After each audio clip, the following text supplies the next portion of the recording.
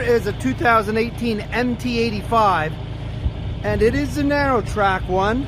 Now, we just went through this thing and replaced all the worn rollers and the idler pulleys on the tracks.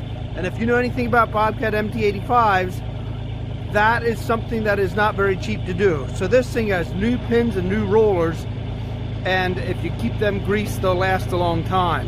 So if you're comparing this with another machine that's for sale out there, drive the other one around, see if it squeals and squeaks down there. If it squeals and squeaks, good chance those rollers are completely worn out and you're going to need to replace them. This one's all completely replaced, good to go.